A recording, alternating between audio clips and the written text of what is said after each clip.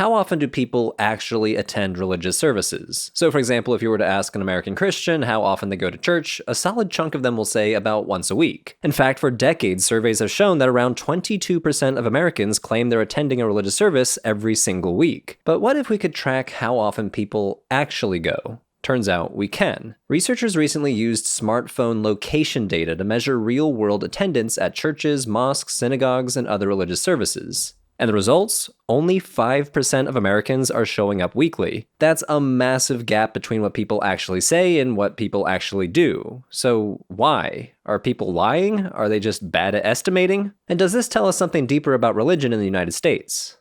This study was conducted by the behavioral economist Dr. Devin Pope, a professor at the Booth School of Business at the University of Chicago, and he wanted to avoid the usual problems that come along with self-reported surveys. See, surveys are vital for sociological research, but they have their issues. Surveys show us how respondents understand their own beliefs and behaviors, but for a variety of reasons, respondents don't always accurately report how they actually behave. Other studies over the years show that surveys on church attendance often overstate how frequently Christians are actually attending. And social scientists think this can be explained by a few factors. First, who's filling out these surveys? Mostly it's people who already go to church. It's like running a survey on who loves beefy 5-layer burritos. Those who are most likely to respond are Taco Bell fans. This kind of sampling bias skews the results when studying religion because the people most likely to respond are also the ones already most engaged with religious life. Also, when a survey is given can affect the results. For example, if we wanted to measure religious participation within Jewish communities, we would get much higher results running the survey during the high holy days in the fall than in other months.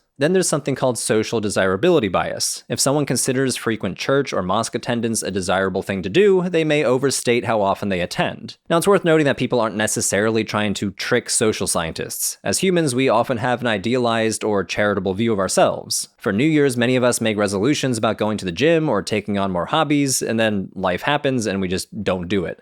We all think we're Han Solo when we're really more like Jar Jar Binks. The same thing happens with religion surveys. So to find out how often people were really attending religious services, Dr. Devin Pope took a different approach. Instead of relying on self-reported attendance, he turned to something much harder to fudge: smartphone location data. Dr. Pope analyzed the movement patterns of 2.1 million Americans, tracking visits to religious buildings on their main day of worship.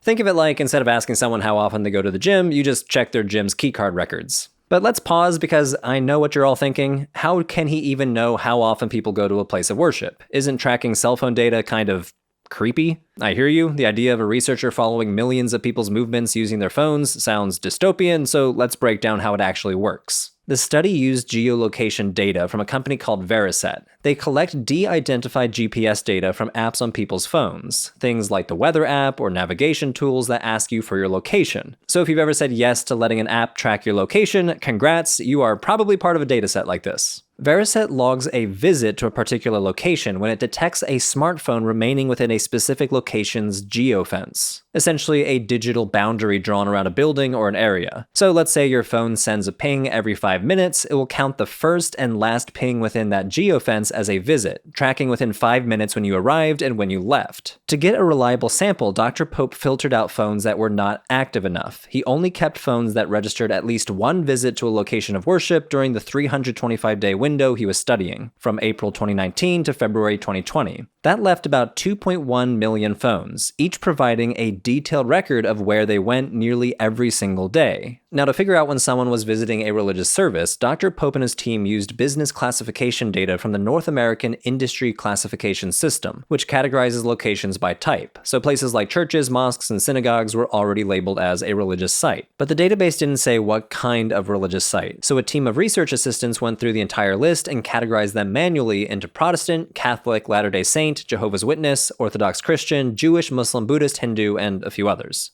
But there was another problem. Religious buildings are not just used for worship. They host all kinds of activities: daycares, weddings, choir practices, Super Smash Bros. Tournaments, yes, I speak from experience. So to filter out random visits that had nothing to do with attending a service, they only counted visits on the main worship day for each religion, like Sunday for Christians, Friday for Muslims, and Friday evening and Saturdays for Jews. Now, of course, this method is not perfect. Plenty of religious communities don't have a single designated day for worship. Hindu temples, for example, see visitors throughout the week, and many Buddhist communities gather on different days depending on regional customs. So in my opinion, as a scholar of religion, it's a rather Christian-centric approach, and it's not a perfect method. But given that Christianity is the largest religion in the US, this study is one of the most comprehensive attempts to track religious attendance on a national scale. So, what did they find? Dr. Pope and his team categorized people into never attenders and then yearly, monthly, and weekly attenders. Weekly he counted as someone who attended 36 out of the 47 weeks he studied, allowing for a weekly attender to miss a service here or there for whatever reason. And he found that around 73% of the smartphone sample attended a religious service at least once a year. This is actually much higher than what Pew Research has found from surveys, at around 45.5%. But this is probably because those surveys usually explicitly ask don't count weddings, funerals, or holidays, and Dr. Pope couldn't exclude those because of the nature of his data. Though for monthly and weekly attenders, he found that surveys overestimate attendance. Surveys say that around 30% of respondents report they attend monthly when the cell phone data shows it's only 21%, and then we have that huge discrepancy. 22% of survey respondents say they attend weekly when it's actually only 5% according to the sample. So if you combine those weekly attenders with the occasional attenders, Dr. Pope estimates that on any given week, around 45 million Americans are attending a religious service, or 14% of the total US population. And when you break it down by religious group, you see some fascinating patterns. Protestants make up the majority of churchgoers in the US, and in this data set, about 55% of Americans who attend at least once a year are classified as Protestant. But when you zoom in on weekly attendance, only about 7% of those Protestants are actually showing up every single week. Compare that to Latter-day Saints, who have a much smaller overall presence. Just about 2% of Americans attend an LDS church at least once a year. But of those yearly attenders, nearly 15% are also weekly attenders, making them one of the most consistent groups in terms of regular attendance. In other words, even though there are way more Protestants in the US, the average Mormon is about twice as likely to be a weekly churchgoer compared to the average Protestant. 1 out of 14 Protestants go to church every week, compared to about 1 out of 7 Mormons. Catholics make up a significant portion of yearly attenders at about 13.5% of Americans, but when it comes to weekly attendance, that number drops drastically. Only 0.26% of the US population attends a Catholic Mass on a weekly basis. That means roughly 1 out of 52 Catholics who attend at least once a year actually show up every week. We see something similar for Jews. 1.87% of Americans attend a Jewish service at least once a year, but only 0.01% are weekly attenders. Now, one of the quirks of using cell phone data to track religious attendance is that it doesn't just tell you where someone is going. It also tells you when they arrive at a particular geofence and how long they stay within it. In other words, since each visit is logged with a precise timestamp, we get a surprisingly detailed look at what time different religious groups tend to show up for worship. Dr. Pope found that for Protestants, the Sunday morning routine is pretty predictable. Most people roll in around 9 to 11 a.m. Catholics mostly show up between 8:30 and 11. But with a notable evening crowd around 5 p.m., likely attending the evening mass, and Muslim attendance peaks at 1 p.m. on Fridays, aligning with Friday prayer. Buddhists, unsurprisingly, had no regularity, which again highlights that this study's methodology is less equipped to give useful information about religious communities where worship might not happen in a single designated place at a set time each week. He also found some interesting data on the average length of service depending on each tradition.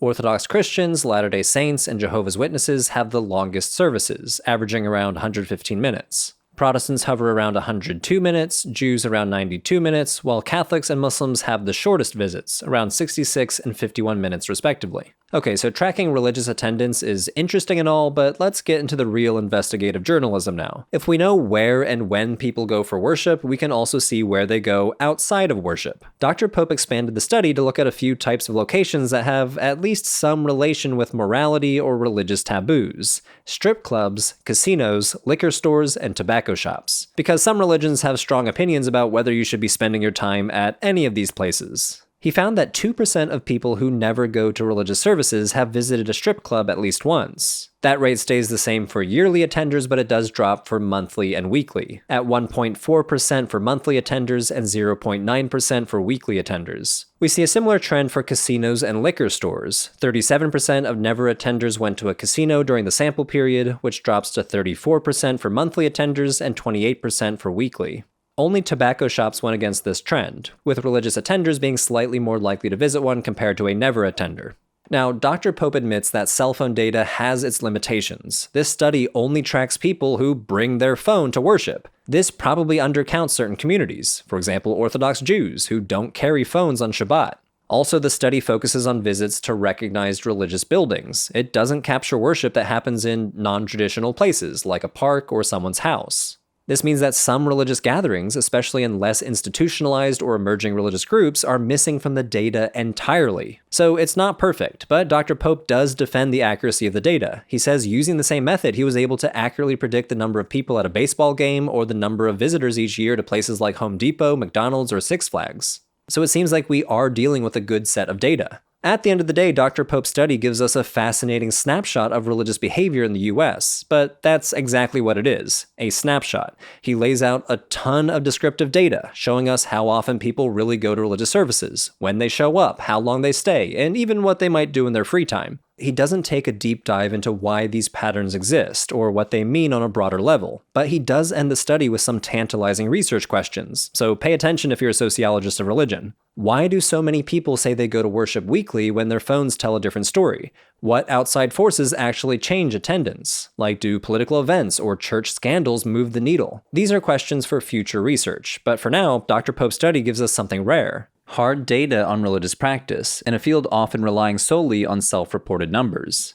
And that massive gap between what people say and what they actually do, it's not just a quirk of sociological surveys. We see this same disconnect pop up all the time in news coverage, where perception and reality get filtered through political lenses. That's why I use today's sponsor, Ground News, a website and app built to help you see media bias in action. Take, for example, the recent story about senior Trump officials accidentally adding a journalist to a group chat, where they were discussing a US airstrike in Yemen. It's a major national security blunder, but how that blunder is being framed really depends on where you're getting your news. Ground News aggregates thousands of articles every day and gives each story a quick visual breakdown of the political bias, factuality, and ownership of the outlets reporting it. When I looked up this group chat story on Ground News, I found that it had been covered by over 500 outlets, but the political lean of that coverage isn't exactly balanced, with most of the sources rated as center or left-leaning. Looking at the factuality rating, we see that the majority of the sources are determined to be highly factual, and the ownership tool lets us see the breakdown of how many of these sources are independently owned or owned by media conglomerates. The headline comparison tool lets you see the different framing. The right-wing Fox News takes an understated tone. Trump officials accidentally text Atlantic journalist about military strikes in apparent security breach, while left-leaning websites often added a quotation. Salon included "incompetence is staggering," and Al Jazeera included "a shocking breach." One of the features I really appreciate is the blind spot feed, which highlights stories that are receiving disproportionate coverage from one side of the political spectrum. It's a great tool for stepping outside your own media bubble and seeing what the other side is paying attention to or ignoring altogether. If you'd like to give Ground News a try, they're offering Religion for Breakfast viewers 40% off their Vantage plan. To get started, just go to ground.news/Religion for Breakfast or click the link in the comments below and support an independent platform working to make the media landscape more transparent.